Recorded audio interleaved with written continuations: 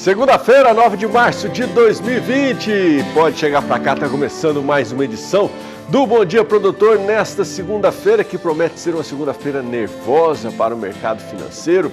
Dólar começando a semana aí com queda de 30%, puxando também preços de outras commodities. E a gente vai trazer todas as informações para você ainda nessa edição, na participação do Walter Puga Júnior, lá de São Paulo, direto da Bolsa Brasileira de Mercadorias. E não é este o único destaque desta edição do Bom Dia Produtor. Vamos aos destaques desta edição de hoje. No programa de hoje nós vamos falar sobre o Produto Interno Bruto, o PIB da agropecuária, que cresceu 1,3% em 2019. Em destaque, o crescimento das culturas do milho e também do algodão. Vamos dar um giro com os nossos repórteres agora para que você tenha noção aí do que você vai ver também nesta edição do Bom Dia. Congresso vai analisar e votar essa semana a MP 910, que trata da regularização fundiária. E eu vou destacar a participação da mulher no agronegócio paulista. Especialista afirma que a pecuária brasileira deve crescer ainda mais em 2020. Saiba mais na entrevista realizada com Maurício Nogueira, também lá na Bolsa Brasileira de Mercadorias. Tudo isso e muito mais agora no Bom Dia Produtor. Fique com a gente.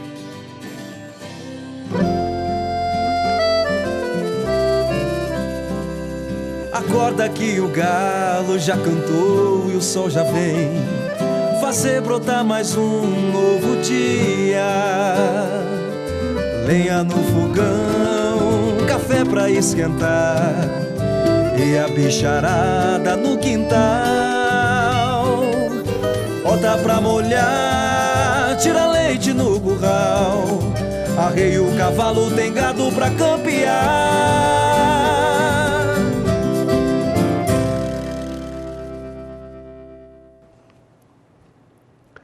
7h02. Muito obrigado pelo carinho da sua companhia, pela sua audiência, já começando juntos esta segunda-feira. E você muito bem informado aqui na programação do Canal do Boi. E a gente começa trazendo informações para você direto da nossa capital federal. Vamos até Brasília para saber o que vai ser destaque por lá hoje. Bom dia, Saulo Lopes. Olá, bom dia. Essa semana no Congresso continua, com a apreciação dos vetos do presidente Jair Bolsonaro ao orçamento impositivo. Na semana passada, Davi Alcolumbre e Rodrigo Maia fecharam questão em alguns pontos, reduziu de 30 bilhões para 15 bilhões para os parlamentares trabalharem com as emendas do orçamento impositivo. Também tem a recepção de alguns textos da reforma tributária e a reforma administrativa. Mas também, na área do agro, a esperada discussão da MP 910, que trata da regularização fundiária, que promete acabar com conflitos agrários e também violações ao meio ambiente. Esse texto já está tramitando há bastante tempo aqui na Câmara, no Congresso, porque foi editado pelo Palácio do Planalto. Espera-se beneficiar 310 mil famílias, mais ou menos em torno disso. Espera-se que os agricultores que terão aí a titularização da terra, a papelada da terra em mãos, sejam aqueles que ocuparam a terra em assentamentos rurais até maio de 2014. O senador Irajá, do Tocantins, PSD do Tocantins, que é o relator da matéria, vai apresentar um parecer final amanhã, na terça-feira, e aí começam as discussões finais para aprová-la. Ao todo, o texto da medida da MP 910 recebeu 542 emendas. De Brasília, Saulo Lopes. Obrigado, Saulo. Agora nós vamos para a participação do analista Iberville Neto, ele que é da Escola de Consultoria e que traz informações para a gente sobre o mercado do boi gordo, quais são as expectativas para esta semana. Nós temos observado um cenário de pouca oferta, pouca movimentação, típico de sexta-feira. A oferta de boiadas nesses últimos dias ela aumentou um pouco, o que fez com que alguns frigoríficos alongassem um pouco as escalas, mas esse pouco é bom de ser destacado, porque nós não temos programações de abate que permitam ofertas de compra a preços menores e nem pressão de baixa, então o cenário segue firme e agora o pagamento dos salários deve trazer um fôlego ao consumo, então o escoamento no varejo, consequentemente necessidade de aquisição no atacado e um giro um pouco maior dos estoques ao longo da cadeia nesses próximos dias. Então, por curto prazo, o que a gente acredita é um mercado firme, sem grandes alterações. Bom, então vamos dar aquele tradicional giro que a gente dá todas as manhãs pelas regiões do país, trazendo ainda números para você em relação à cotação do boi gordo. Lembrando sempre que os números são apurados pela Scott Consultoria e os preços que você vai ver aí relacionados ao arroba, eles são preços para uma boiada comum, à vista e livres de fundo rural. Girando então, começando como a gente sempre faz, entrando aqui no meu monitor para você acompanhar em casa, trazendo os preços da região sudeste, abrindo o nosso giro aqui por todas as regiões. Sudeste que destaca São Paulo, Minas Gerais, Rio de Janeiro e Espírito Santo. Na Sudeste nós tivemos apenas uma movimentação de alta de R$ 2,50 no Rio de Janeiro. Vamos para a região Sul agora. Região Sul também tivemos uma pequena movimentação, alta de R$ 1 apenas no Paraná. Vamos trazendo aqui para a região Centro-Oeste agora.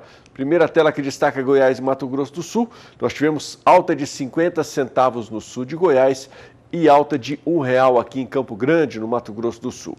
Na segunda tela do Centro-Oeste, que destaca Mato Grosso, tivemos alta de R$ 1 em Cuiabá, alta de 50 centavos no sudeste do estado. Vamos para o Nordeste agora, movimentação também pequena, alta apenas de R$ 1,50 no Maranhão. E a gente segue o nosso giro aí, terminando pela região Norte, que também apresenta uma leve movimentação, apenas alta de R$ 2 no Acre. E você fica agora com informações sobre o fechamento da cotação do bezerro Nelore ontem. A apuração também é da Scott Consultoria.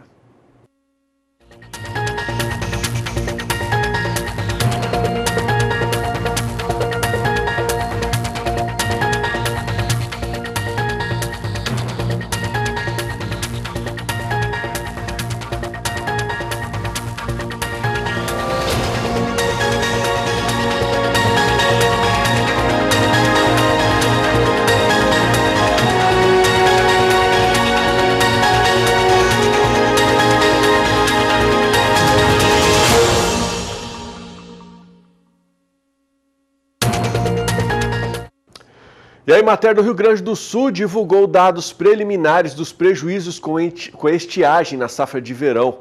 As perdas com o milho silagem chegam a 20%. No milho grão, 21% e na soja, 16%. O levantamento foi feito entre os dias 16 e 29 de fevereiro, por isso as entidades acreditam que as perdas podem ser ainda maiores. Vamos até o Rio Grande do Sul para acompanhar a reportagem da Nelise Nicolodi, que traz mais informações. O Rio Grande do Sul vive um momento de muita apreensão em função da estiagem. Estiagem essa que já atinge as mais diversas culturas, em especial a agricultura familiar, o pequeno produtor rural. Está aqui comigo o presidente da ProSoja de Tupanciretã, José Domingos. Zé, vocês já conseguem dimensionar o tamanho desse problema? Primeiro, a nossa solidariedade com todos os agricultores do Rio Grande do Sul, independente do setor que lá esteja. Infelizmente, esse ano a gente tem um prejuízo enorme em comparação a 7, 8 anos que a gente vinha bem. Nós vamos nos comparar ao ano passado, que fica mais próximo. 50% a 55% de quebra. 15 bilhões a menos de faturamento na soja do Rio Grande do Sul. Sem falar no efeito cascata que isso vai dar lá para frente. Esse é o tamanho do prejuízo hoje. Zé, a gente falava muito em função do milho, né? Que a gente sabe que é uma cultura que exige mais umidade no solo, mas a soja já está enfrentando esse problema também. A nossa capacidade de guardar água no solo, que é através do sistema de plantio direto, ela se esgotou. O nosso solo está com muito pouca água. As nossas raízes estão igual ao chimarrão. Roncou, terminou a água. É isso que está acontecendo. Estão amarelando, entrando em senescência antes do final do ciclo, e o nosso painel solar, que é a folha, que serve de fonte para encher o grão, está caindo. Consequência disso, 20, 22 sacos de soja por hectare. Enquanto entidade, vocês já estão tomando algumas medidas? O que o produtor pode esperar de vocês? O que o produtor pode esperar de nós é o que nós esperamos dele, uma participação mais efetiva junto das entidades, para a gente ter capacidade de negociar, quer seja com o sistema financeiro, quer seja com o sistema fornecedor e principalmente aquela questão que é mais importante para nós, que é semente. Nós precisamos ter uma negociação muito séria com a Bayer, que é a detentora hoje da tecnologia dos royalties, porque o Rio Grande do Sul não está usufruindo do benefício em decorrência da seca. Nós entendemos que existem os benefícios benefício da tecnologia, mas nós precisamos negociar porque a maioria do pessoal que pagou não vai usufruir e nós queremos sentar à mesa para negociar principalmente esse primeiro quesito, que é a qualidade de semente e o futuro do agricultor. O ideal hoje para você seria não pagar os royalties. O ideal para nós hoje é uma coisa que ficasse de bom senso com relação ao futuro do agricultor.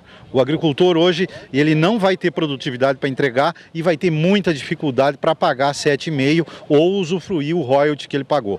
Nós precisamos ter bom senso nesse momento e preservar essa galinha dos ovos de ouro que é o agricultor. Zé, dá para explicar um pouquinho para a gente o que é essa faixa preta que vocês estão usando no braço?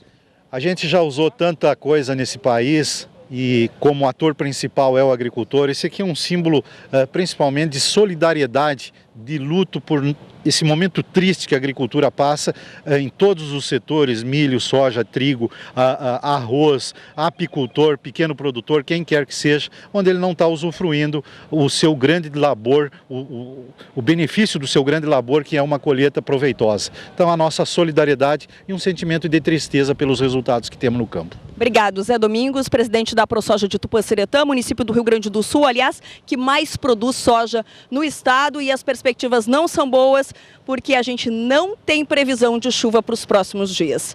Do Rio Grande do Sul, Annelise Nicolotti.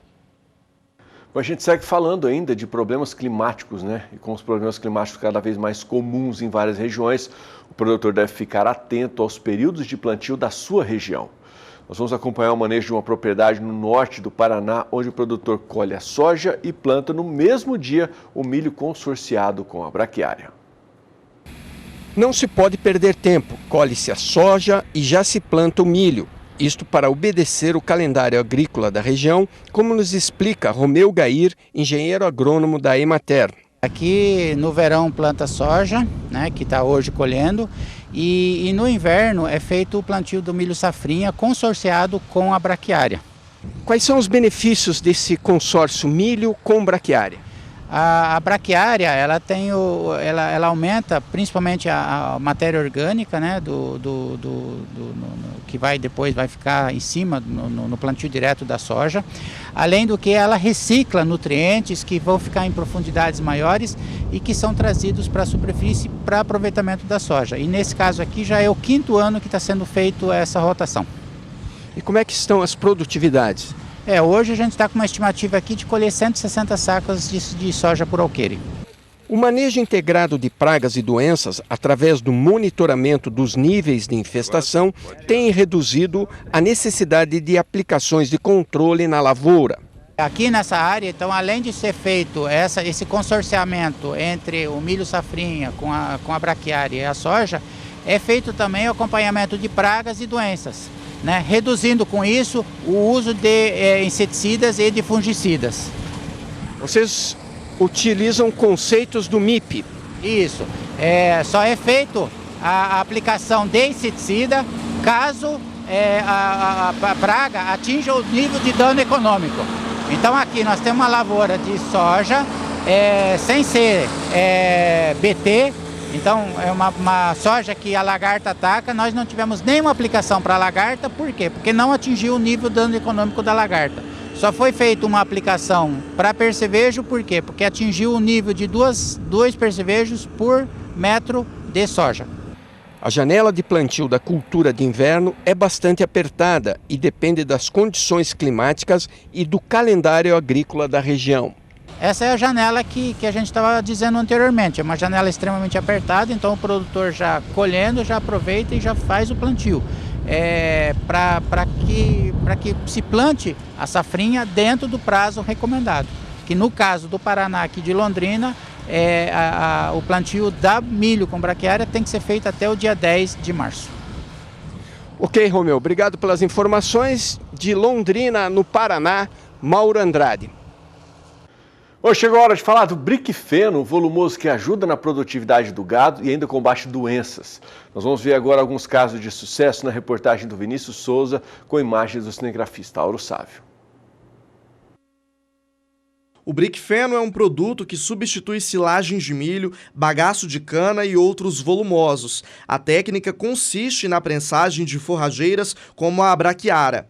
Foi concebido para muitas finalidades, dentre elas a facilidade de transporte e o alto rendimento na nutrição. Por ser compacto, com 5% de umidade, o bloco é de fácil armazenagem. Na hora de alimentar o gado, após hidratação, atinge 6 vezes o volume do feno armazenado. Segundo o diretor da empresa, Gilberto da Cunha, o volumoso é pré-cozido a temperaturas de até 150 graus. O processo deixa o produto livre de mofo, de bactérias e contaminantes. Outra vantagem, segundo Gilberto, é o equilíbrio do pH do rumen do bovino.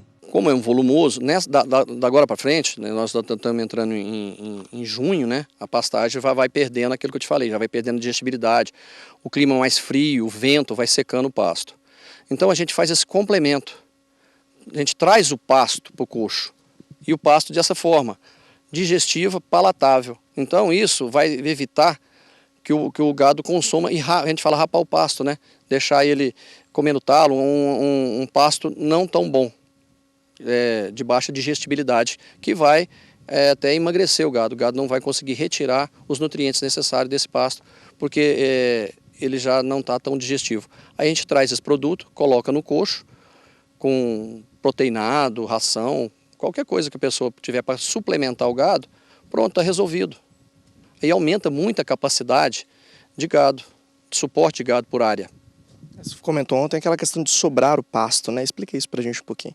Sim, você tem que ter manter um pasto, para depois você evitar de ter que reformar um pasto mais vezes. Então você fazendo um manejo melhor da pastagem, suprindo, antes você supria com minerais, com o proteinado, só que o proteinado vai indo, a forragem, o pasto, pela quantidade de animais, não vai tendo mais como suportar aquilo. Aí a gente complementa com o Briquefeno.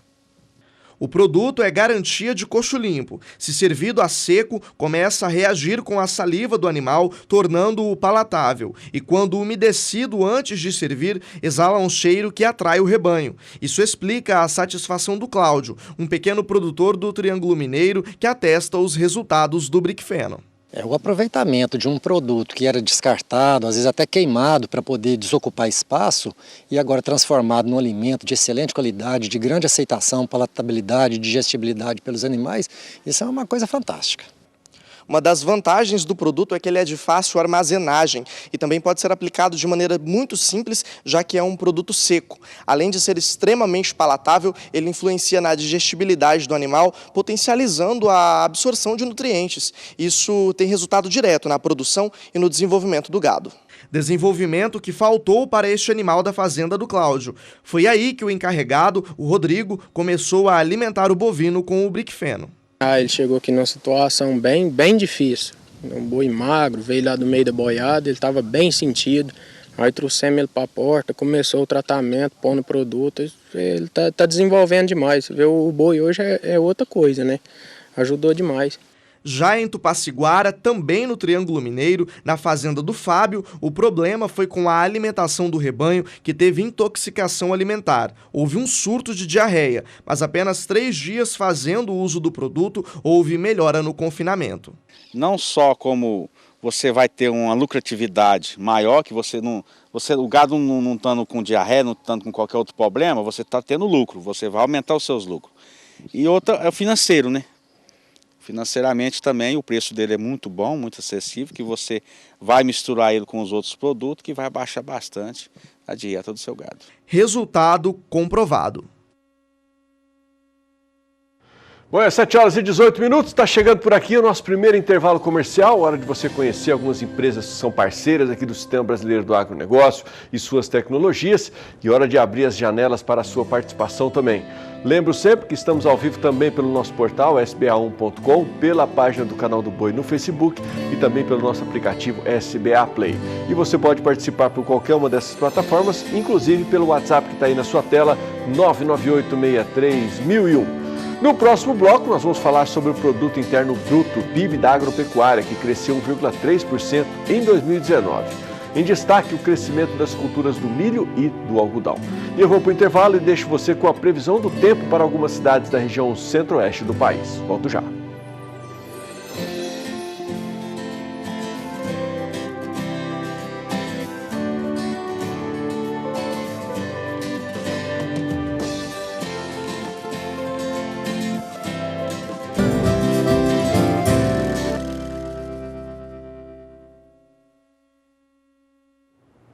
Sete horas 22 minutos, já estamos de volta e como adiantei para você antes do intervalo comercial, em 2019 o Produto Interno Bruto, o PIB da agropecuária, cresceu 1,3%, totalizando 322 bilhões de reais, segundo dados divulgados pelo Instituto Brasileiro de Geografia e Estatística, o IBGE. O desempenho foi positivo tanto na agricultura como na pecuária. E para comentar esses dados, estamos com o analista de agronegócios aqui no nosso estúdio, João Pedro Cuti Dias. Bom dia, João. O clima foi um dos fatores que ajudaram esse crescimento, né? Bom dia. Algumas culturas, especialmente o milho, foi um fator decisivo. Mas a grande questão é o seguinte, vamos mostrar como é que ficou o PIB brasileiro, 1,1%. O Brasil vem patinando há muitos anos. Além da 2015, 2014, 2015, que o país derrubou, entrou em recessão, você teve também a questão seguinte, hoje, se você olhar, a agropecuária deu 1,3%, o PIB nacional subiu 1,1%. A indústria vem num processo de cada vez a situação não há uma recuperação do setor industrial. Esse ano, você teve as exportações de produtos manufaturados foram prejudicadas, especialmente pela crise na Argentina, que é nosso grande parceiro nesta área. E a nossa indústria tem pouca competitividade para enfrentar os tigres asiáticos, os países que têm maior vigor industrial. O Brasil não consegue disputar com esse pessoal. Nós temos algo chamado custo Brasil. Isso que é o grande fator, a grande âncora que segura o crescimento industrial. E o serviço cresceu 1,3%. Então, como cresce 1,1%, você não tem um aumento significativo de renda no brasileiro. Não havendo um aumento significativo de renda, você continua com um desemprego elevado, na faixa de 13%, uma grande fatia de subempregados, e você tem você não consegue, o mercado interno, no consumo do mercado interno não é capaz de alavancar. Então, quando vamos ver os principais produtos, pedir para trocar a tela, aí vocês vão ver aonde o Brasil cresceu e aonde o Brasil não cresceu. Quando você olha os produtos que o Brasil, houve um decréscimo, você vê o café. O café sofreu muito com os preços, o primeiro semestre foi um desastre em termos de preço. Você teve o arroz, que é um produto voltado basicamente ao mercado interno brasileiro. Você também teve uma pressão nos preços muito grande. E, por último, a soja. A soja não foi por questão de preço, mas foi por questão, basicamente, de uma queda em termos de produção. Nós colhemos 115 milhões de toneladas no ano passado. Você teve um primeiro semestre de 2019 com os preços um pouco achatados. Houve uma melhora no segundo semestre em função da indefinição da crise Estados Unidos e China. E pela questão cambial, o dólar disparou, chegando perto dos 4, até o fim, passou dos R$4. Então, o que aconteceu? A soja, mesmo assim, ela teve uma queda em termos de faturamento. A cana-de-açúcar, você tem uma dificuldade, há uma certa... A situação financeira das usinas foram muito prejudicadas no período da dona Dilma, ela levou a uma falência de mais de 70 indústrias, houve um endividamento muito grande do setor, o preço do açúcar no mercado internacional não passava dos 12 centavos de dólar por libra-peso, com esse preço o nosso açúcar não era rentável, as indústrias foram para o etanol, derrubaram o preço do etanol a nível de distribuidora e não houveram investimentos significativos, especialmente na reforma dos canaviais. A reforma do canavial é um negócio um pouco mais caro, 7, 8 mil reais por hectare. Como a situação financeira já era apertada e como os bancos também eram relutantes em liberar recursos de financiamento, você teve uma redução também na cana-de-açúcar. Em geral, os produtos voltados ao mercado interno, à exceção de ovos, por exemplo, que foi o grande avanço no consumo de alimentos proteicos, os outros também tiveram uma queda. Então, isso acaba prejudicando o setor. Vamos ver agora os que subiram, que foram responsáveis pelo crescimento do PIB. Dois produtos que a exportação foi o grande fator de destaque. O algodão, o Brasil aumentou significativamente a sua área plantada, especialmente em Mato Grosso e a Bahia.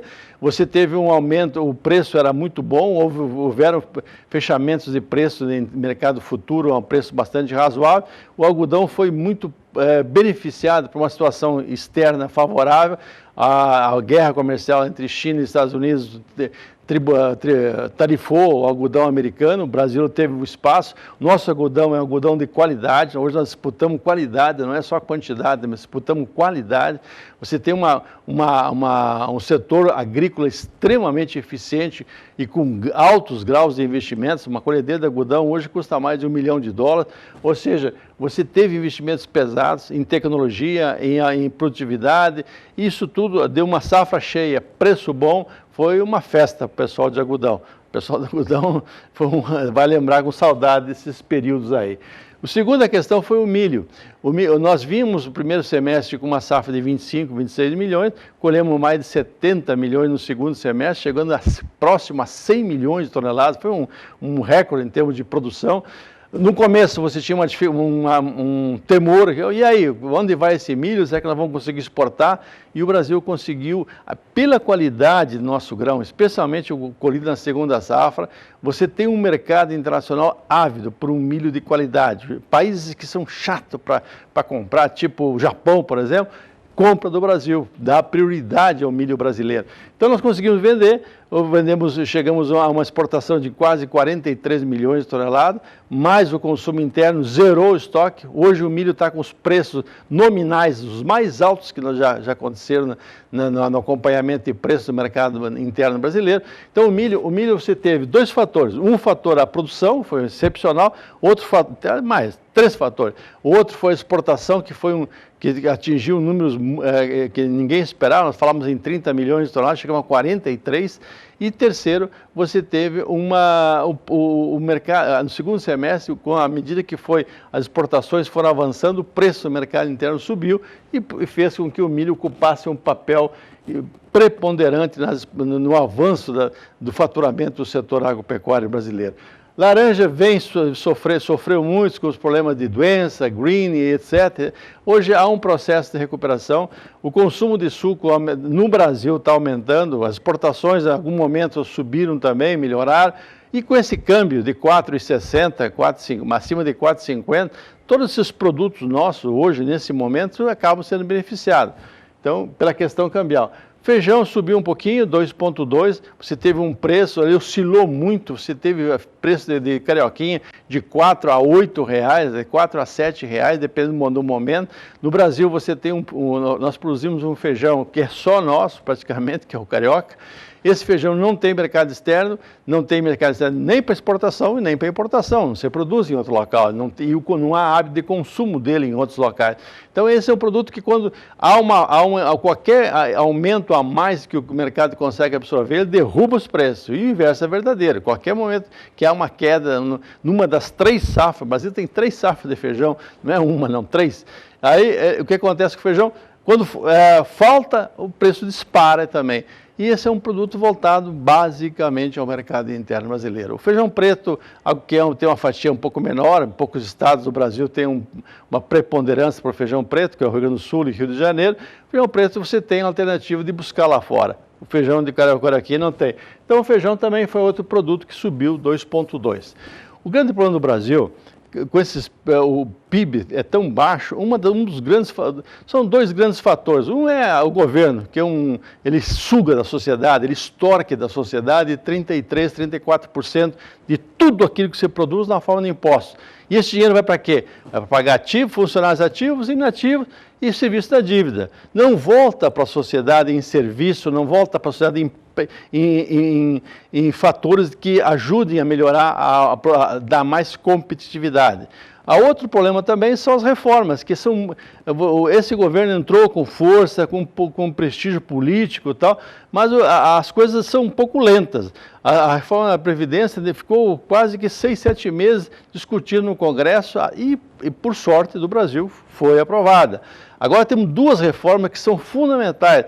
A reforma administrativa, fazer que a máquina pública seja menos cara e mais eficiente e que não represente um ônus tão pesado para a sociedade como representa hoje.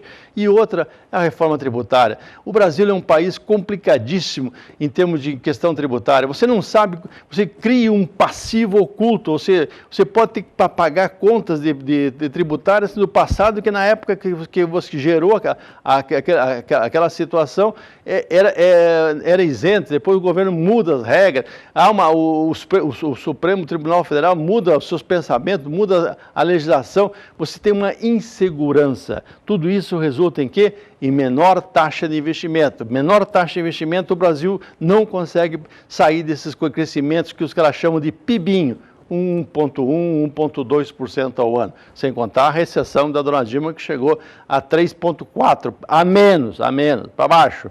Então, o Brasil vive esse momento. Ou seja, você tem uma massa desempregada, você tem um problema de endividamento, você tem uma queda na massa salarial, você tem um governo que é um mastodonte e apresenta retornos muito fracos, muito pífios, e isso resulta nos chamados PIBinho. 2020 vai ser um outro ano de desafios em função dessa situação que estamos vivendo hoje do tal de Covid-19. Esse vírus está dando uma bagunçada na economia mundial. É isso aí, João. Obrigado pela sua participação. Você já pensou em levar a sua produção a resultados nunca antes alcançados? Eu vou te apresentar agora uma tecnologia que pode te ajudar nesse sentido. São os produtos da Keep International, uma empresa que investe pesado em tecnologia para desenvolver produtos de alto nível, proporcionando para os seus clientes desempenho, rendimento e qualidade.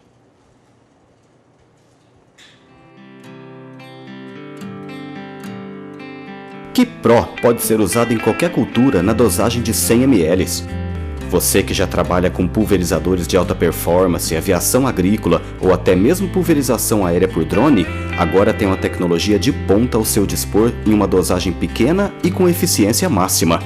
A busca pela redução no uso de defensivos agrícolas é intensa e a Keep International tem o produto certo para você.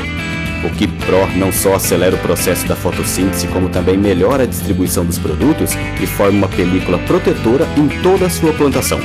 A ação é altamente eficaz na potencialização dos nutrientes e na geração de energia da planta. Fazemos parte de um novo mundo. São as novas ideias que irão revolucionar o seu plantio. É a saúde de sua plantação aos cuidados de nossas mãos.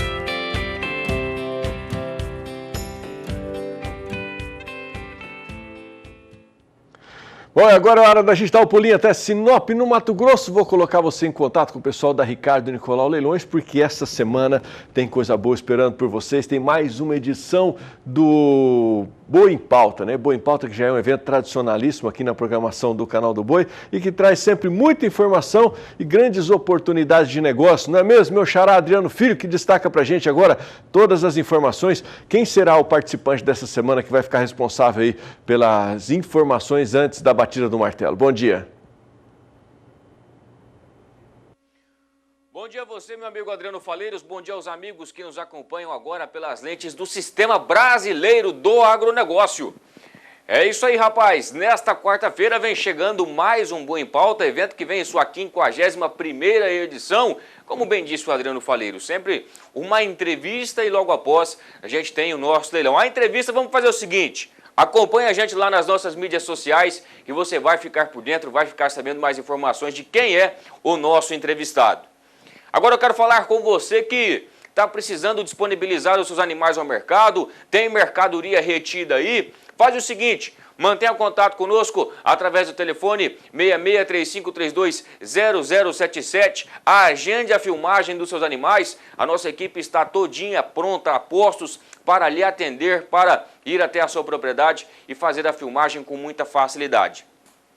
Na sexta-feira, nós estávamos lá na propriedade do senhor Sebastião Sorgato, né, o mais conhecido como Gringo, lá no município de Nova Bandeirante. O senhor Sebastião vai ofertar com a gente no nosso Boi em Pauta. Daqui a pouquinho eu trago mais informações. Assim que chegarem as filmagens eu mostro para você. O senhor Sebastião que faz um trabalho muito bom, um trabalho fantástico. Utiliza touros do Nelore Magda e vai estar ofertando 35 bezerros de muita qualidade. Eu estou falando assim porque eu estava lá, né? Então fica mais fácil da gente trazer essas informações. Estávamos lá eu e o Gil trazendo muita qualidade. Então, você que está acompanhando a gente agora e pensa em ofertar os seus animais também, faça como o senhor Sebastião, mantenha contato conosco e agende a filmagem do seu rebanho. Para você que está pensando em investir, também é a oportunidade. Por quê? Porque em leilão você tem mais facilidade. No leilão fica mais fácil para você comprar volume, para você comprar quantidade. Você está com a comodidade da sua casa, está na comodidade aí da sua propriedade e você vê os lotes desfilando à sua inteiríssima disposição. Fica mais fácil, é muito mais simples. Já faça o seu cadastro se você ainda não tem. Se você tem, já faz muito tempo que fez, atualiza o seu cadastro, já deixa tudo organizado para chegar na hora só fazer os seus investimentos. Porque a gente acha que está longe, viu? Mas enquanto o mosquito esfrega o olho, chega quarta-feira. Então já deixa tudo no jeito, tudo organizado, porque a hora que os lotes vão chegando aí, você fica pensando assim, nossa, eu preciso dessa mercadoria. Então já deixa o cadastro pronto para chegar na hora só investir com muita tranquilidade para o nosso Boi em Pauta. Passando um pouco à frente para a nossa agenda, no dia 12 de abril, nós teremos o leilão do Guido Guzzi. O Guido Guzzi que vem fazendo um trabalho fantástico, um trabalho excepcional, vem utilizando FIV lá no seu rebanho. Eu estive lá na propriedade, né, eu e o Gilberto Nogueira, lá na propriedade do Guido, e a gente pôde acompanhar um pouco mais do trabalho, um pouco mais da seleção, o carinho, né, o critério que o Guido, não só o Guido, mas a Ellen e o Gabriel, os seus filhos, fazem lá na propriedade. A gente sempre escuta falar muito, a gente lê em revistas, sites, que no campo a gente tem um alto índice, né, de alguns problemas de sucessão familiar. Isso não acontece lá no Guido Guzzi. Os filhos estão inteirados, os filhos estão trazendo muita qualidade para este grande evento. No dia 12 de abril, com transmissão do Canal do Boi, nós teremos aí uma oferta de touros, teremos uma oferta de matrizes prens também, teremos uma oferta de gado de corte. Pensa num gadão diferenciado. Então, para você que está na região, ali de Nova Monte Verde, não perca este evento. Já deixa anotado na sua agenda aí, leilão Guido Guzzi, no dia 12 de abril, com transmissão do Canal do Boi. Uma excelente oportunidade para você fazer os seus investimentos. E claro, reforçando o convite, quarta-feira agora tem Boi em Pauta. Nossas mídias sociais à sua inteiríssima disposição, estão bombando demais a conta. O nosso Instagram e o nosso Facebook também. Lá naquela partezinha de pesquisa ali, você digita Ricardo Nicolau Leilões, já aparece ali a nossa página. Curta, siga, compartilhe, mantenha contato, fique conectado com a Ricardo Nicolau. E o nosso site também, não posso esquecer de forma alguma, né? Lá no nosso site você acompanha a nossa agenda completa, ricardonicolaulelões.com.br. Meu amigo Adriano Faleiros, desse jeito assim eu encerro a minha participação. Agradeço demais a conta pelo espaço que você sempre cede para nós aí no Bom Dia, sempre com muitas informações. Hoje o recado do senhor João Pedro Couto Dias foi, um show como sempre, viu? Valeu, um forte abraço e até mais. É isso aí, participação do João é sempre bem-vinda por aqui, sempre agregando muito conhecimento para quem está acompanhando o Bom Dia, né? Um ótimo dia para você, uma boa semana. Bom, e tem mais um intervalo comercial chegando por aqui. Você pode participar com a gente, é só enviar sua mensagem, dúvida, sugestão, vídeo, nota de áudio, texto, o que você quiser para esse telefone que está aqui, 99863.001, é o seu canal direto de participação com a gente aqui no Bom Dia. Já no próximo bloco nós vamos falar sobre a pecuária brasileira que deve crescer ainda mais em 2020, segundo o diretor da Atenagro, o Maurício Nogueira. Eu vou para o intervalo comercial e deixo você com previsão de tempo e temperatura para algumas cidades da região sudeste e também da região sul do Brasil. Volto já.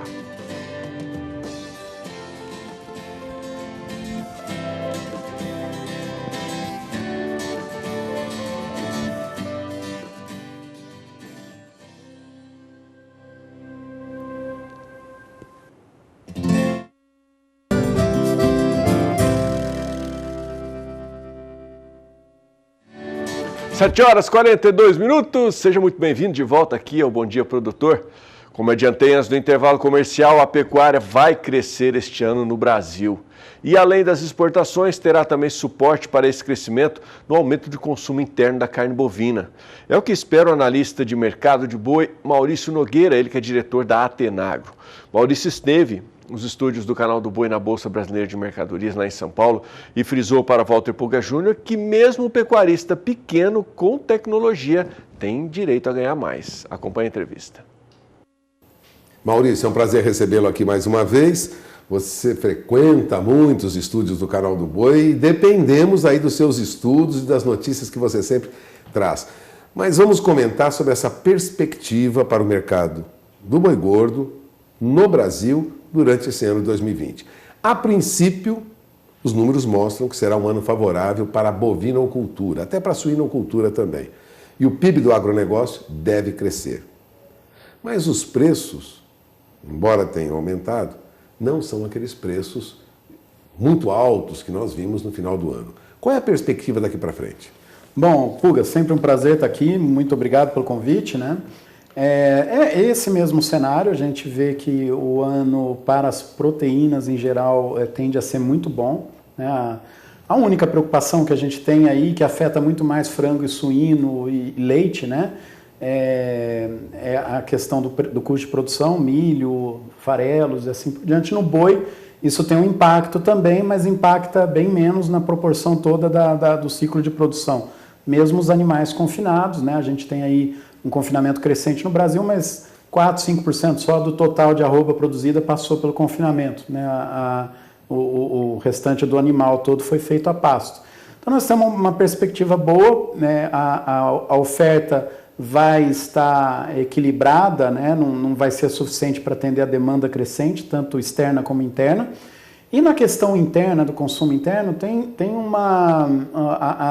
as notícias são bem favoráveis. O boi subiu muito, né? A carne no final do ano, agora aliviou, então voltou para um patamar que é remunerador quando a gente considera a média do ano passado, né? Não em comparação, como você bem disse, com o final do ano, mas você tem a sensação de queda para o consumidor, que aconteceu mesmo em relação ao pico do ano. Quer dizer, a inflação do boi já foi mensurada, né? Já impactou, e agora nós temos um preço da carne que paga o preço atual que está sendo feito pelo boi. Então é daí para cenários melhores, né? Claro, a gente deve ter alguma queda, algum aumento em algum momento, né? Nós temos todo o impacto aí logístico causado pela mais histeria do que um problema de fato, que é o coronavírus. Isso atrapalha, mas provavelmente nós vamos ter um comportamento muito parecido com o que foi no ano da greve da paralisação dos caminhoneiros, né? Então você represa um pouco e depois recupera nos próximos trimestres. Então, a perspectiva é muito boa aí para o produtor. O consumidor, você está se baseando nessa perspectiva, e outros economistas também, deve melhorar o consumo de carne.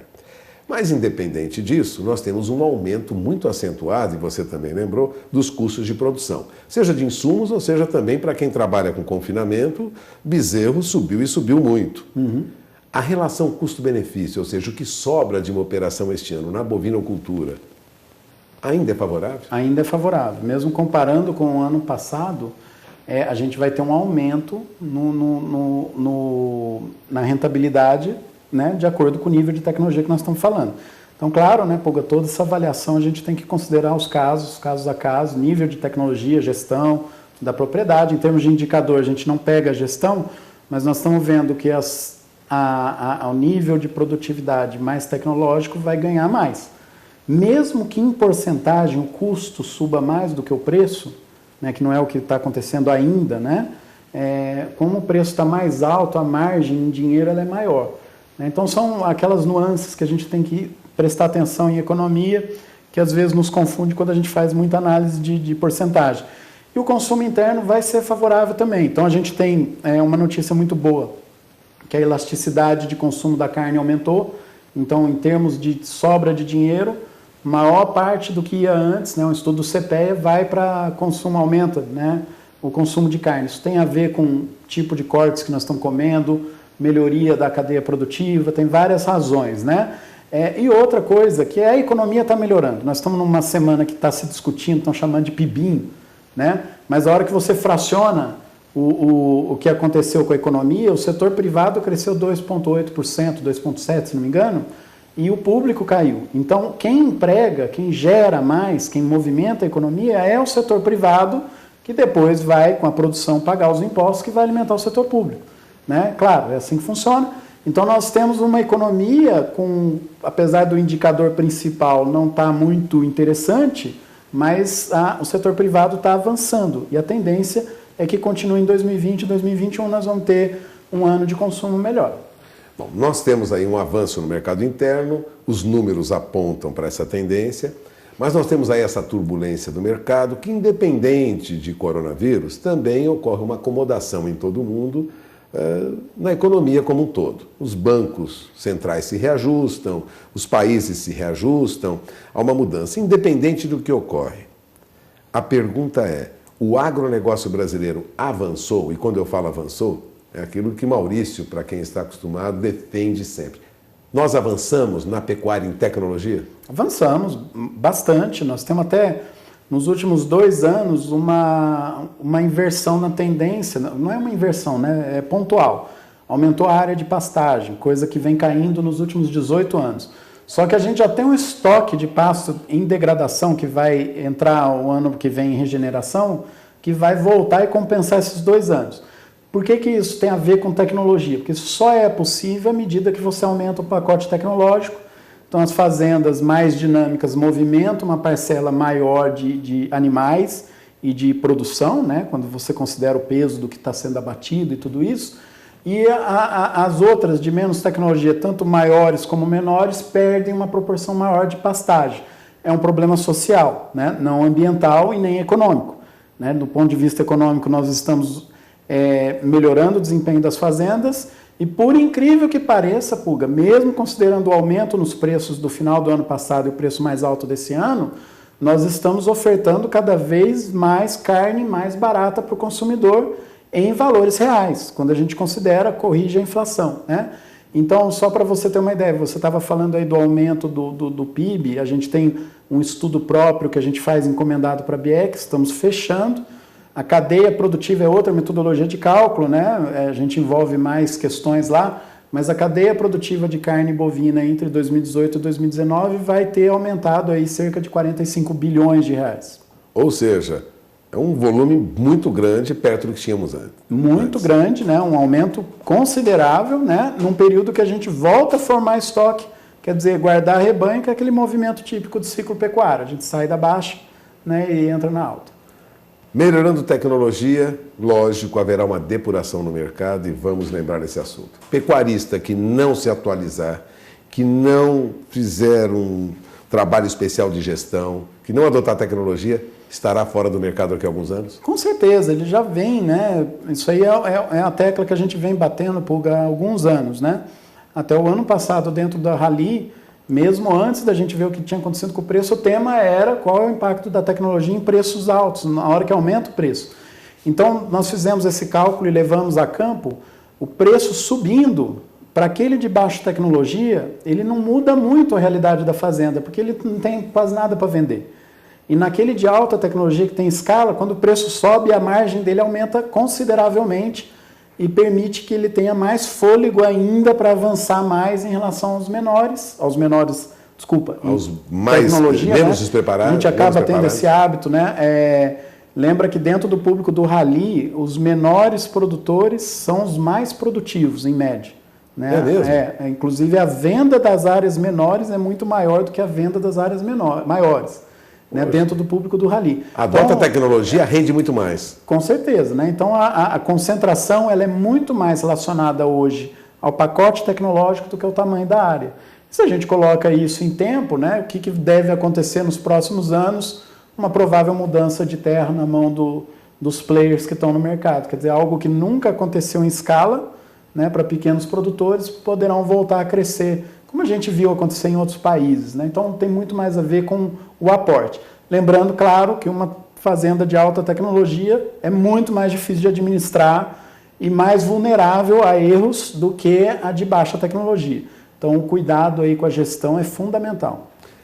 Vamos falar um pouco do Rally que ocorre agora a partir de junho. De novo, teremos este ano, né, o Rally da Pecuária. A sua perspectiva para o Rally deste ano? Há uma possibilidade de ampliação do Rally, de aumento da área percorrida? Você sempre procura selecionar as regiões e avaliar as regiões com critérios muito, vamos dizer assim, próprios, né? Não é uma pesquisa comum, é uma visita, é uma conversa. Eu pergunto, de olho na pecuária, depois do ano passado, o Rally deste ano vai aumentar? Vai recuar? Como você imagina? Puga, nós temos como regra sempre ter 3 planos, né? Então depende do orçamento que a gente conseguir. Quantos parceiros, patrocinadores, apoiadores nós vamos ter, vai ser o tamanho.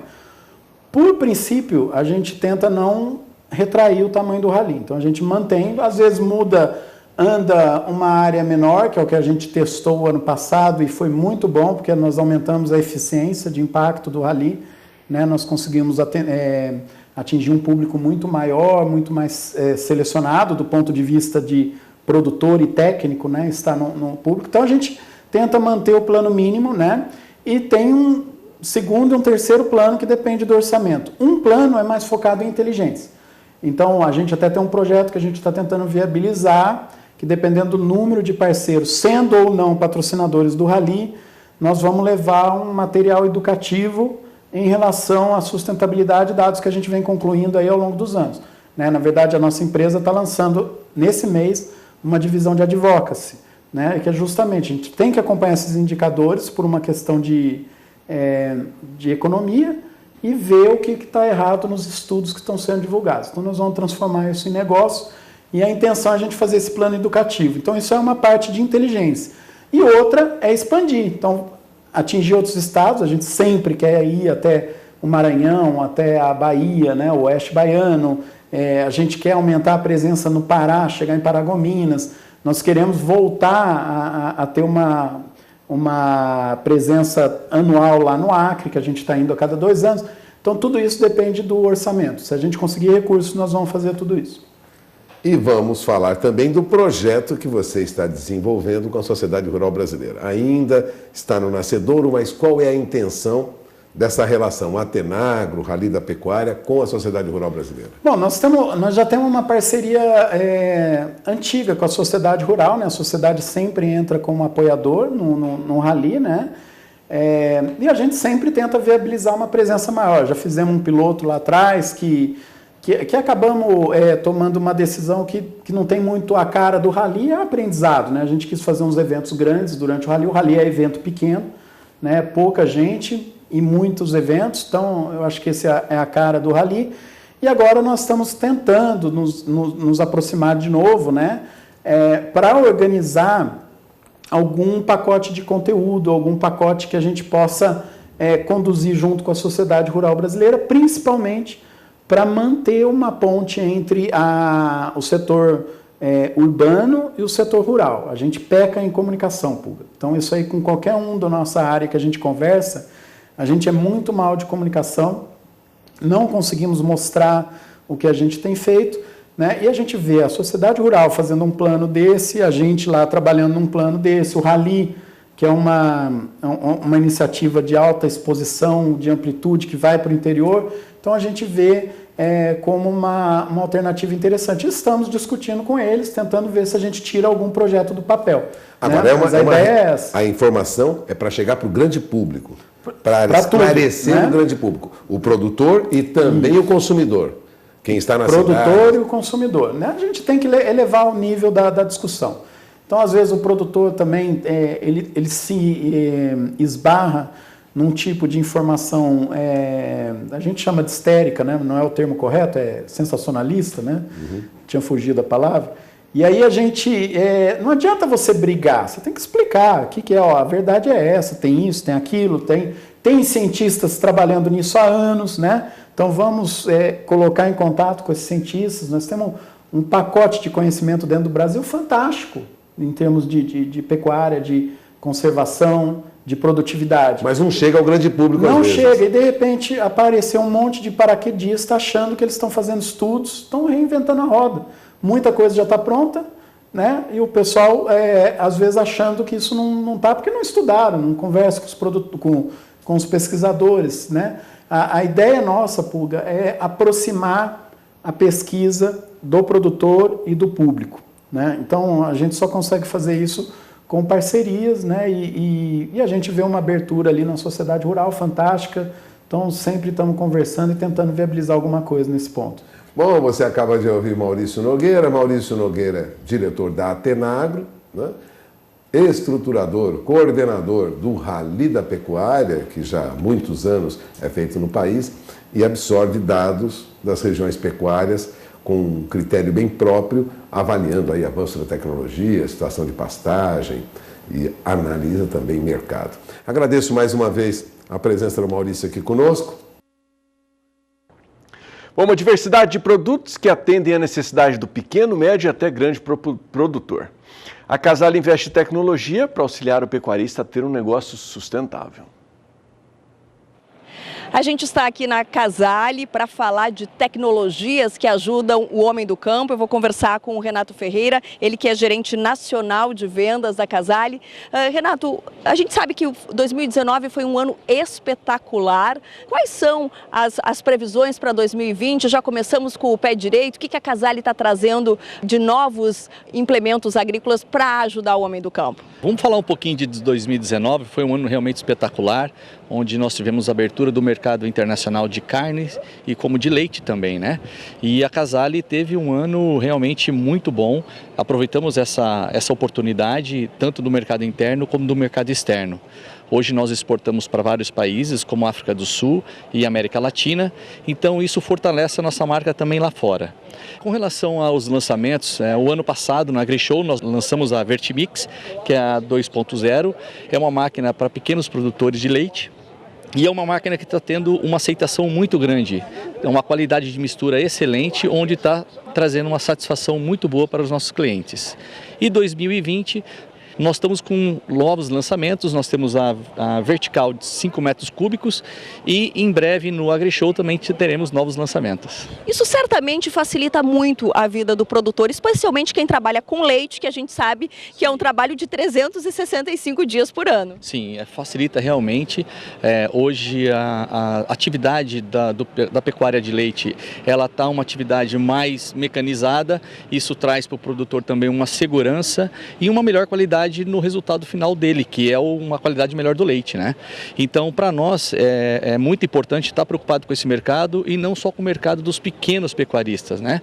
Do médio e do grande. Então, hoje a Casale tem toda a linha de produtos para atender os nossos produtores da pecuária de leite, como de corte, mas também ele tem todos os tamanhos para atender o pequeno, o médio e o grande. Tem tudo para fazer o produtor crescer. Sim, com certeza, e nós sempre do lado dos nossos produtores. Tá certo, muito obrigada pela Casale aí trazendo todas essas informações de tecnologia para o homem do campo. Do Rio Grande do Sul, Annelise Nicoloide.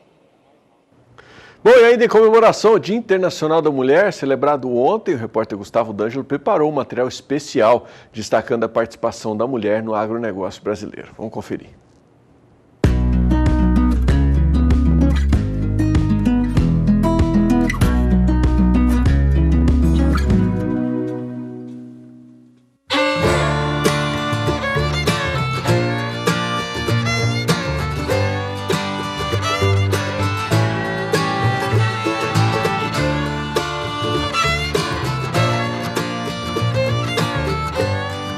Nos últimos anos, as mulheres superaram desafios, cruzaram fronteiras e conquistaram seu espaço em diversos segmentos da sociedade.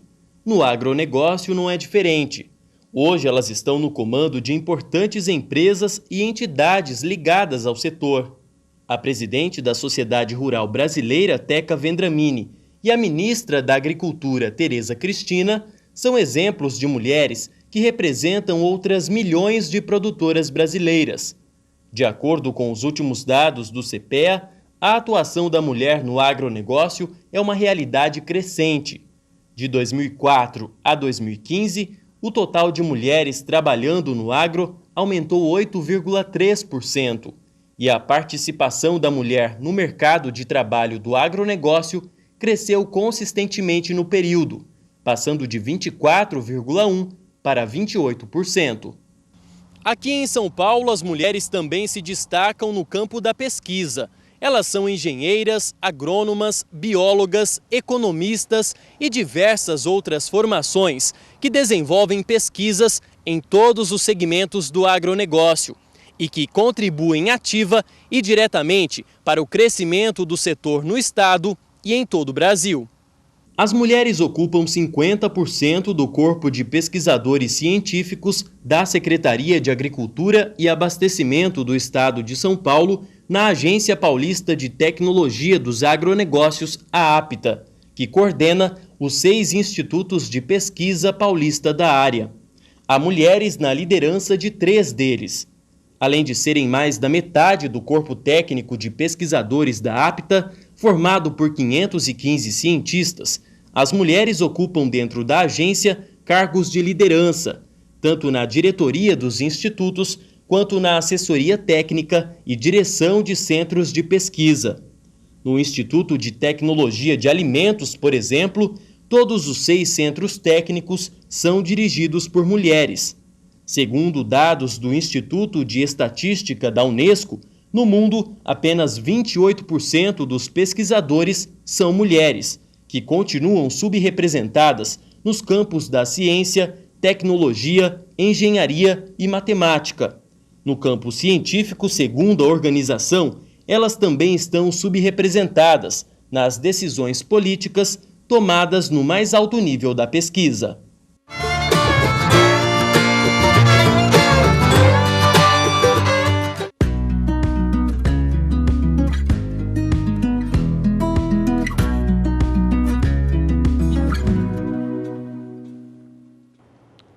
Mais uma vez aí o nosso reconhecimento e a nossa homenagem ao Dia Internacional da Mulher celebrado ontem. Vou para um último intervalo comercial desta edição do Bom Dia Produtor. No próximo bloco vamos até a Bolsa Brasileira de Mercadorias em São Paulo.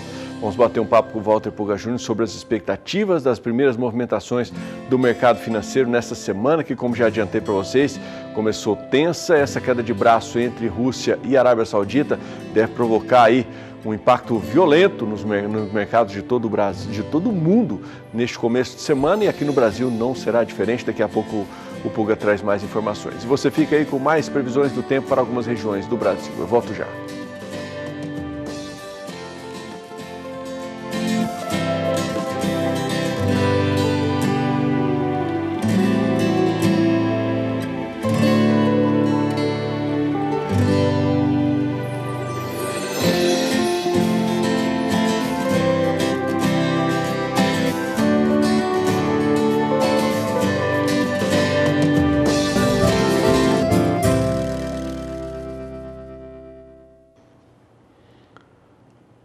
Oito horas e 8 minutos, já estamos de volta e o Grupo Meng, um dos grandes produtores de leite em Minas Gerais, é parceiro também da Cemex do Brasil.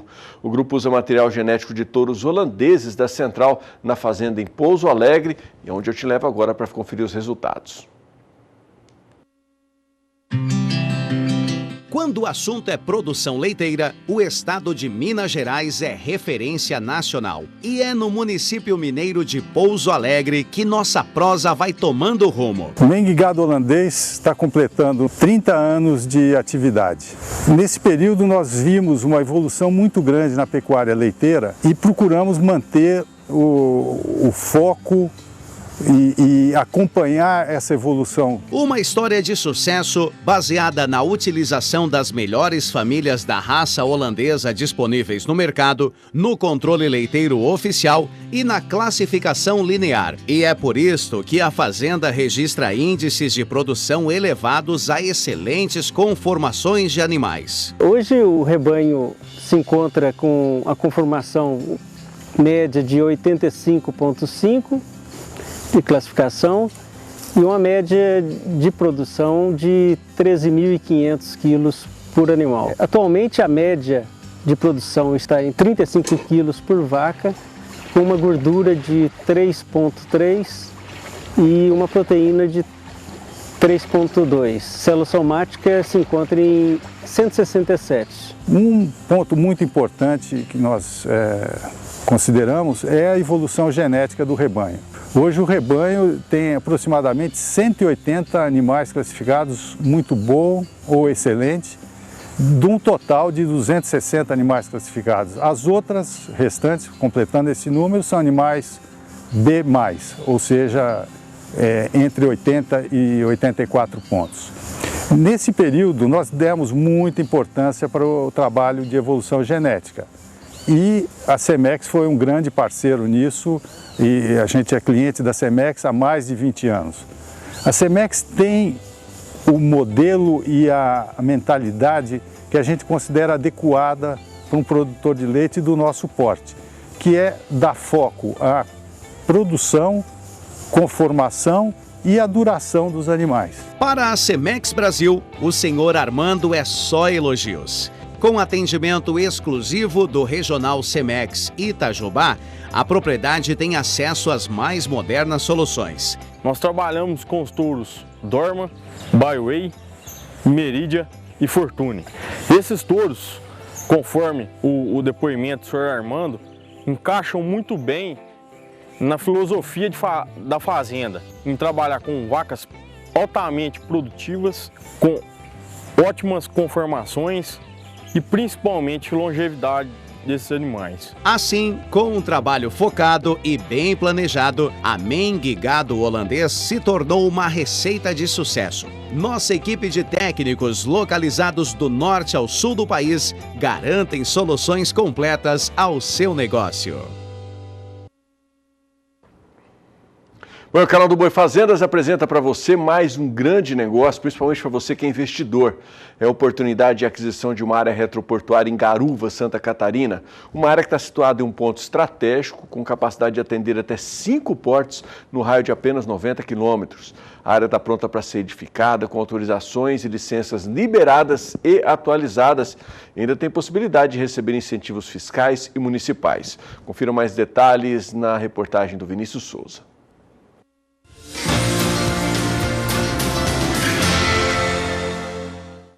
Chegou a hora de você, investidor, receber uma ótima proposta de negócios. É isso mesmo. Direto de Garuva, interior catarinense, temos uma oferta imperdível. Uma retroportuária próxima ao porto de Itapoá. Para você que busca ótimas oportunidades de negócios e investimentos, eu trago uma para você direto de Garuva, interior catarinense. Esta área está sendo vendida como área retroportuária e está na rota do porto de Itapoá, localizado a pouco mais de 30 quilômetros. Você ainda tem facilidades para o porto de Paranaguá e para o porto de Navegantes. A cidade está num eixo comercial muito positivo, muito próximo à cidade de Curitiba e também a Joinville, maior cidade do estado de Santa Catarina. Aeroportos próximos, ótimas instalações e com investimentos que podem mudar o seu negócio. O acesso extremamente facilitado às margens da estrada que liga Garuva a Itapoá, próximo à BR-101, e ainda permite um deslocamento rápido a outros portos localizados na região. O terreno está pronto para receber a instalação do empreendimento. Um projeto desse, robusto, como o projeto apresentado, ele realmente tem grande significância para nós aqui e também para o município, porque ele gera impostos, gera renda, gera evolução e é um projeto que demanda bastante atenção, principalmente do pessoal aqui da engenharia, para que ele fosse efetivado com a maior qualidade possível. Uma ótima oportunidade, não é mesmo? Entre em contato com a nossa equipe, a oferta é imperdível.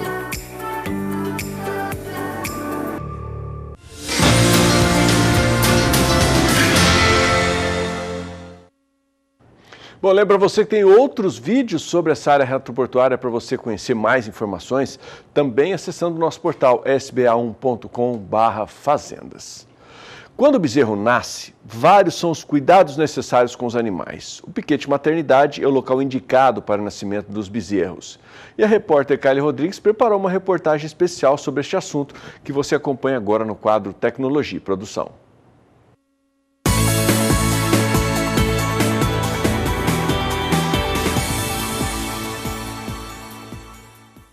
Para obter alta eficiência na produção, as vacas de cria devem parir um bezerro todo ano, a fim de que a atividade seja lucrativa.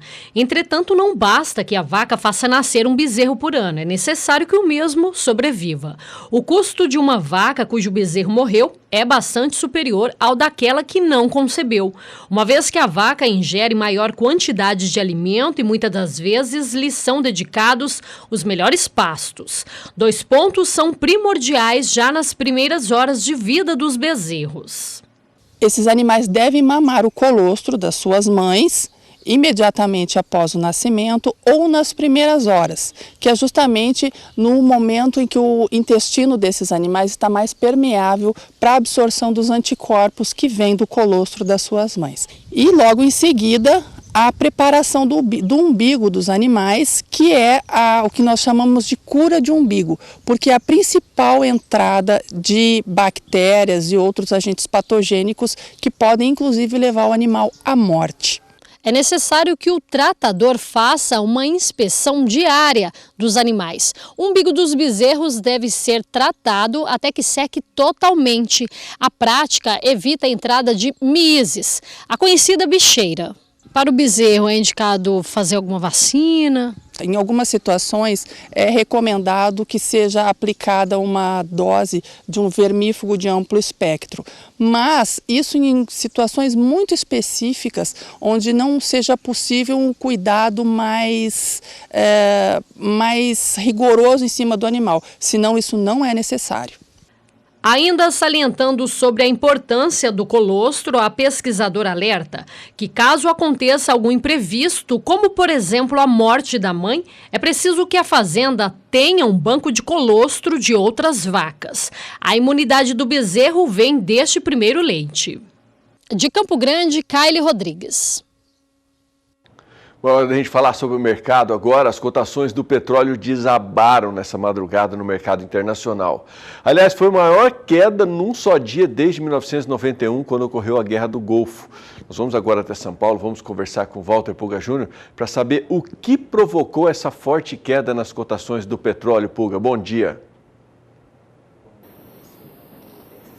Bom dia a você, bom dia a todos. Olha, uma discussão entre a OPEP, a Organização dos Países Exportadores do Petróleo, e a Rússia causou uma derrocada nos preços do petróleo nesta madrugada. Para você ter uma ideia, os preços do petróleo já se aproximam de $30 o barril. Isso não ocorria desde 1991. A Arábia Saudita decidiu, portanto, cortar o valor da venda do barril de petróleo entre $6 e $8 por barril e indicou o início de uma guerra de preços agora com a Rússia. A proposta da OPEP, liderada pela Arábia Saudita, era de uma redução de 1,5 milhão de barris por dia na produção, ou seja, diminuir a oferta de petróleo no mundo. A Rússia não aceitou e começa agora uma guerra de preços que parece será bem forte. Os preços do contrato de petróleo recuavam em torno de 20% nesta segunda-feira, depois da decisão da Arábia Saudita de cortar o valor de venda do barril de petróleo. A decisão da Arábia Saudita vem na esteio aí desse fracasso das negociações entre a OPEP e a Rússia mesmo. A Rússia se opôs ao corte sugerido, como eu disse agora há pouco, o que deveria, a princípio, estabilizar os preços do petróleo, porque há preocupações com os efeitos negativos do coronavírus, desaceleração da economia global, demanda por energia menor. Essa era a argumentação dos países que fazem parte da OPEP. Mas a Rússia não aceitou reduzir sua produção. Por volta das 7 horas da manhã, agora há pouco, no horário de Brasília, o preço do petróleo tipo Brent caía quase 18,5% em Londres, abaixo de $37 o barril na venda, enquanto o barril do petróleo WTI, que é o petróleo americano, de qualidade um pouco inferior, vamos dizer assim, nos Estados Unidos perdia quase 19,5% e já era negociado a $33,28 o barril. Agora, onde essa guerra vai parar é difícil. Segundo a agência de notícias Reuters, a Arábia Saudita, a maior exportadora de petróleo do mundo, planeja aumentar a produção acima de 10 milhões de barris por dia, agora em abril, depois do atual acordo restringir aí a produção entre a OPEP e a Rússia, conhecida como OPEP mais um, expirar agora no final de março. Portanto, o acordo da OPEP com a Rússia vence agora no final de março. A Arábia Saudita aumenta a produção e o preço do petróleo desaba. Aliás, você lembrou bem, é a maior queda em 11 anos. Na sexta-feira, o petróleo tipo Brent, que é um petróleo de qualidade superior, registrou a maior queda em um único dia em mais de 11 anos, com o fracasso dessas negociações entre a OPEP e a Rússia. Como resposta ao governo da Rússia, a posição da Arábia Saudita e dos membros da Organização dos Países Exportadores de Petróleo foi de remover todos os limites para a produção, os preços desabaram. A ideia da OPEP consistia em diminuir, na verdade, a extração diária de petróleo em 1,5 milhão de barris por dia e, com isso, tentar uma valorização dos preços do petróleo no mercado internacional.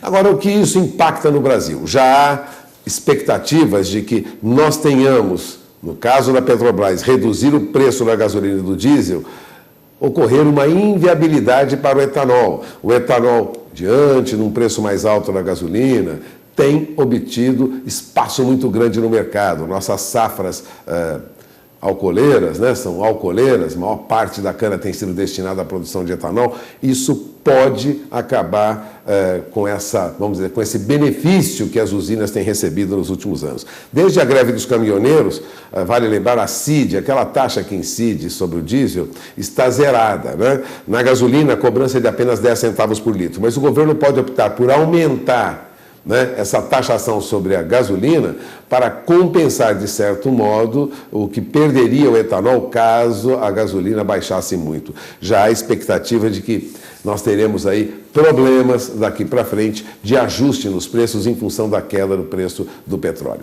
É que a Petrobras tem adotado uma política de recuar ou avançar os preços dos combustíveis conforme o preço do petróleo no mercado internacional. E se há uma queda acentuada no preço do petróleo, a Petrobras, seguindo essa política, teria que reduzir os preços dos combustíveis. Ora, redução de preço de diesel e de gasolina prejudica o etanol, que tem sido o alívio que as nossas usinas têm tido nos últimos meses. Por isso, de olho na informação, há uma reacomodação no mercado internacional em função dessa briga entre os países produtores de petróleo reunidos na OPEP, liderados pela Arábia Saudita, e a Rússia. É muita turbulência por aí. Você vai ver durante toda esta semana muita turbulência no mercado internacional. Adriano? Bom, porque essa queda de braço, então, entre a Arábia Saudita e a Rússia acaba provocando interferência direta nas ações das bolsas em todo o mundo. Aqui, consequentemente, acredito que a Petrobras deva ser a mais prejudicada, mas, de uma maneira geral, a semana começa tensa para o mercado, né? Começa com as bolsas já desabando em todo o mundo, viu? As bolsas na Ásia caem, não só por conta do coronavírus, mas também por conta dessa queda nos preços do petróleo. As principais bolsas da Ásia tiveram perda nesta madrugada. É uma movimentação que se propaga por toda a Europa e deve atingir os Estados Unidos daqui a pouco. A Bolsa de Tóquio, em especial, foi muito afetada com a disparada da cotação do dinheiro japonês, considerando um valor de refúgio aí na comparação com o dólar. O índice Nikkei perdeu mais de 5% nesta madrugada, algo que não acontecia desde 2018, no início daquela guerra comercial entre Estados Unidos e a China. Portanto, já na Ásia, Bolsa de Tóquio vem em baixa. Os mercados chineses também operavam em forte queda. O índice Hang Seng da Bolsa de Hong Kong recuou 3,7% nesta madrugada. A Bolsa de Shenzhen, na China, recuava quase 3% e a Bolsa de Xangai perdeu mais de 3%. Como os preços do petróleo desabaram, há, lógico, também a perspectiva de uma queda nas principais bolsas do mundo. E o que acontece na Europa agora? As bolsas operavam também em forte queda, ou seja, a queda nos preços do petróleo acaba atingindo todo o mercado financeiro internacional. O índice FTSE 100 da Bolsa de Londres caía agora há pouco quase 19%. O índice DAX da Bolsa de Frankfurt, na Alemanha, caía 19,5%. O índice CAC da Bolsa de Paris perdia mais de 20,20%. E o IBEX 35, IBEX 35, lá na Bolsa de Madrid, também tinha queda de mais de 19%. Bom, em Milão, até na Itália, né, o índice FTSE MIB, referência para o mercado italiano, caía pelo menos 9,5%. Bom, essa perspectiva de preço de petróleo mais baixo acaba atingindo todas as bolsas e, lógico, não vai deixar de atingir também a nossa bolsa. Não ficaremos de fora. A Bolsa da Arábia Saudita, para você ter uma ideia, a mais importante bolsa da região do Golfo, recuava 9,4%. O principal índice da Bolsa do Kuwait registrou queda de mais de 10%. 10,30% e as negociações chegaram a ser suspensas. A Bolsa de Dubai perdia 9% e também a Bolsa de Abu Dhabi recuava 8,2%. Não há como esperar, portanto, que a nossa Bolsa tenha hoje uma recuperação. Vale lembrar que o índice Bovespa, principal índice de referência da B3, da Bolsa Brasileira, recuava abaixo de 98 mil pontos já na sexta-feira e a queda no ano já supera 15%. A nossa Bolsa fechou aos 97.996 pontos. Tenho aqui na tela os últimos negócios da sexta-feira, queda de 4,14%. A Bolsa Paulista já registrava na sexta-feira fortes baixas, sinalizando um ajuste no mercado aí que deve permanecer durante todo o dia de hoje com queda. As ações da Petrobras, lógico, desabaram na sexta-feira.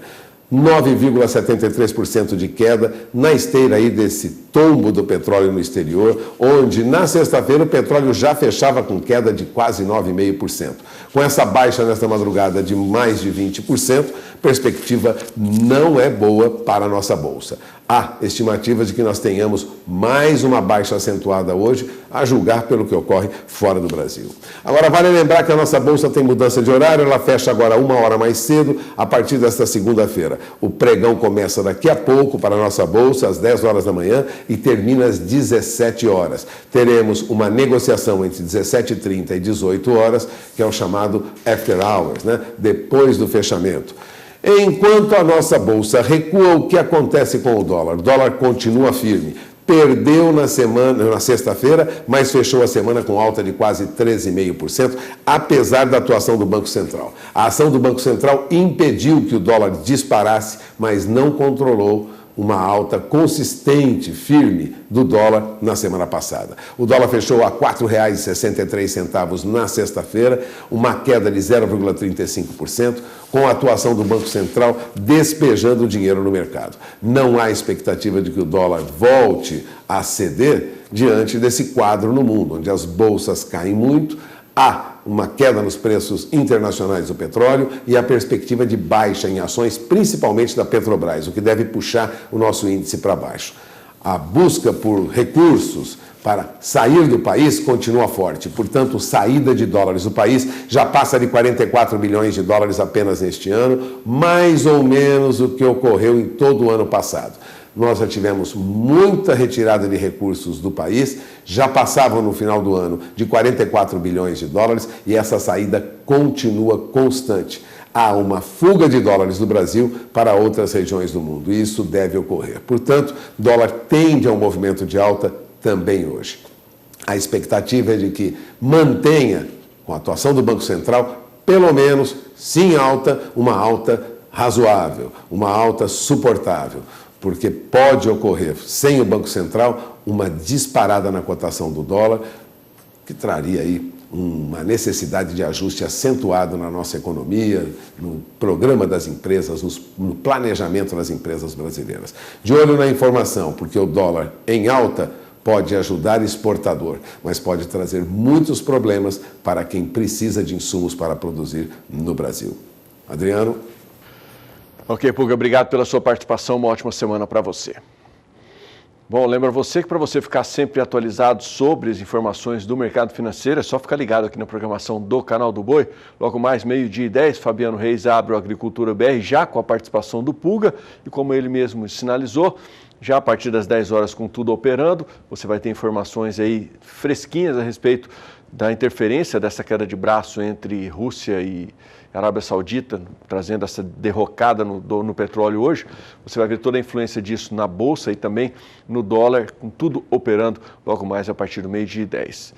E eu lembro você também que outras informações você tem acessando o nosso portal sba1.com. Eu estou indo embora, deixo um abraço apertado para você, agradeço a sua companhia, desejo uma semana abençoada e reforço o convite. Amanhã, a partir das 7 horas da manhã, tem mais Bom Dia Produtor. Eu espero poder contar com você aí do outro lado da telinha. Até lá, tchau, tchau.